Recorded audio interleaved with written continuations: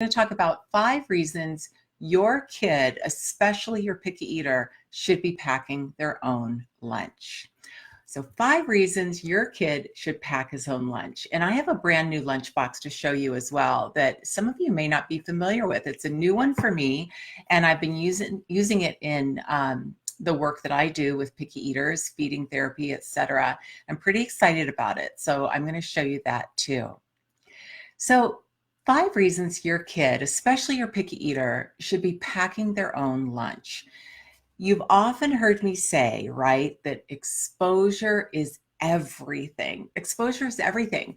And kids in the United States have about 180 days in the school cafeteria or eating in their classrooms to be exposed to new foods. So we should be taking advantage of that. And even if we're halfway through the school year, think about it, 90 opportunities to expose them to a new food. We're not talking about eating it yet.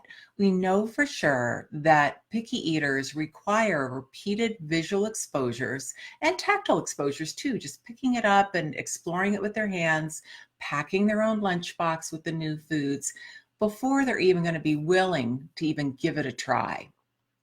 So first of all, I want you to know, number 2, I'm not saying that kids are going to pack an entire lunchbox of all new foods. We always want children to have foods that they're willing to eat, especially in the chaos of the cafeteria, so they can get some good nutrition in and be able to learn that afternoon. So this is about exposure, and we're only going to have them pack maybe a teaspoon of that new food. So it's also not about wasting food, because when you have just a teaspoon of a new food, the purpose of that is to get them used to, help them make friends with blueberries or carrots or a new sandwich. Maybe it's just a tiny piece of the sandwich, right? That's never a waste because it's going to lead to eating and becoming a healthy, happy eater.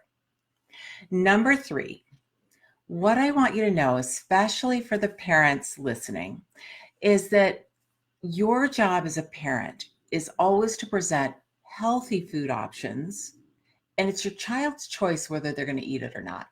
Now, if a child's in pediatric feeding therapy with a professional like myself, my job is to help them build the skill to be able to eat a variety of foods. But right now, especially at school, our focus is really on their nutritional health. However, if we keep packing the exact same foods 180 times in a year, that only reinforces picky eating. So let me show you this new lunchbox, and I can describe this process a little bit better. I'm very excited because I got a pink one, and pink's my favorite color, next to purple, which you can see in my office here. And this is called an Oni Box, like oh me, oh my, right? Okay, Oni Box, O-M-I-E. And at least to my knowledge, it's one of the few, if not the only, kids' lunchbox where you can actually pack hot foods right next to cold foods. So here, I'm going to kind of balance it here so you guys can see.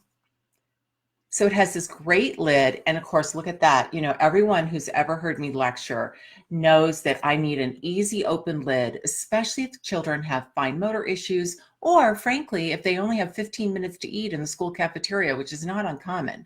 We need an easy open lid that they can just pop right open, and there's everything that's ready to eat. It's a bento box. We don't want a lot of individual plastic bags or even different containers because those take too much time to open. So I tried to just pack something really simple, mostly because I want to demonstrate this concept for you. When the kids are packing their own lunch and the parent's job is to present the healthy food, the parents are only going to offer, maybe 2 different things, maybe a protein, a starch, fruit, vegetable, whatever it happens to be, but just a well-rounded offering, about 2 things from each food category. And in this case, just to demonstrate that, I've got some little bit of cornbread here, and I've got a little bit of sun butter and some nice crackers. And inside, check this out, this is so cool. This very easy open, watch how easy this is to open. I'm only using 2 very light fingers. That's where you have a heated compartment, essentially a thermos that the kids can open all by themselves. And because the lunchbox is so stable, you really reduce the risk of kids spilling anything as well, which of course is a concern with hot liquids in a regular thermos. So I like it from a safety perspective as well.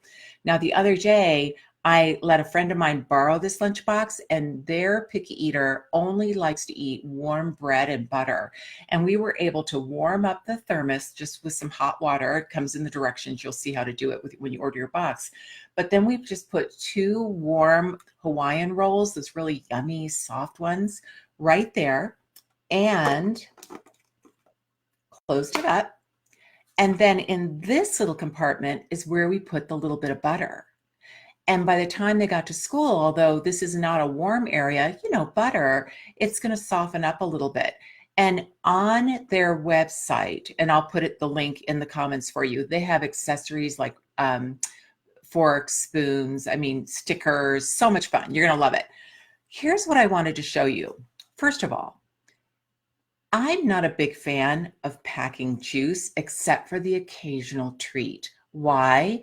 Because kids will often down the juice right away, and it gets absorbed into their bloodstream really, really quickly, and then it kind of stops their appetite. Then they're going to crash later. We want to make sure they get some protein into them, something really yummy and nutritious, but on occasion, a little bit of juice is going to be fine. And the reason why I chose it for tonight's Facebook Live is because I think everyone has a good idea of what a tiny 4-ounce can of juice looks like. I wanted you to be able to see the size of this compartment, because here's the cool thing and why I love this so much. This partition actually moves. See that? And I want to share that with you because this little partition right here, this little section, is where I'm going to have the kids put their new food that they're learning about. So again, they're not necessarily going to eat it. They sure can, but there's no pressure to eat it. We're just exploring it. So let's say that mom and dad put out some new vegetables and they pick out, oh gosh, they're going to include a sugar snap pea or maybe a little orange cherry tomato. Okay. So the little kiddo decides to put the tomato in there. He's just going to drop it in there. Pretty underwhelming, right? Not very intimidating, just a little tomato in there. And if this lunchbox comes back at 3:30 and there's still a tomato there, that's not a waste. Probably that tomato is going to be fine to put in that night's salad too, but that's not a waste because the kids have now picked up a tomato. They're starting to make friends with tomato. They've got one little tomato there. It's just showing up. So let's take advantage of these 180 days to get these things to show up. Okay, number 4, and here's the most important point for the parents who are listening tonight. I know, having been the mom of a picky eater myself and always worried about her nutritional health, that lunchbox comes home and you pull it out of their backpack because you got to get it cleaned out, right? And you open it up and they haven't eaten what you thought they should eat. And it's so tempting to say, why didn't you eat your sandwich? Or you put a tomato in there. Why didn't you try the tomato? Okay, bite your tongue. You have to bite your tongue. You can't comment whether the kids ate or didn't eat. Why? Because again, it's your responsibility to offer the healthy food, but they packed their own lunch. They know what's in there. It gives them a little bit of a heads up before the cafeteria ever occurs that day, before lunch ever occurs. Gives them a little heads up, a little bit of planning. Nothing's a surprise because they packed their own lunch, but they have some ownership around it. So it's not really okay for us to say anything. Got it? I know it's hard to do, but you can do it. The less said about not eating, the better, because what we're doing by commenting on a child not eating is we're giving not eating attention. We're reinforcing the behavior of not eating. And kids will do anything for our attention. Our attention is their paycheck, even if it's attention for not doing something. Does that make sense? Okay. Let's talk about number 5, and then I'll be taking questions here in just a little bit as well. So I want you to think about the fact that your kids are going off to school. And school is all about teaching independence, right? It's where our kindergartners learn skills like how to put on their own coat, zip it up, and get their mittens on and their hat on in order to get outside and play during recess. It's where they learn how to line up and wash their hands independently in preschool.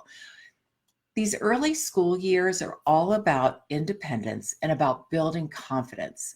So when you have your kids pack their own lunch and you've provided healthy foods, and you can sure be there and help them a little bit, but they're kind of in charge here.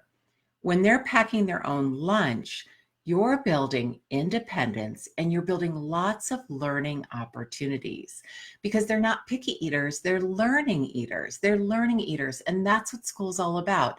It's about learning, it's about discovering new things, and it's about becoming more independent and building confidence. We want our picky eaters to think differently about themselves. We don't want them to think about themselves as being picky. We want them to be food explorers.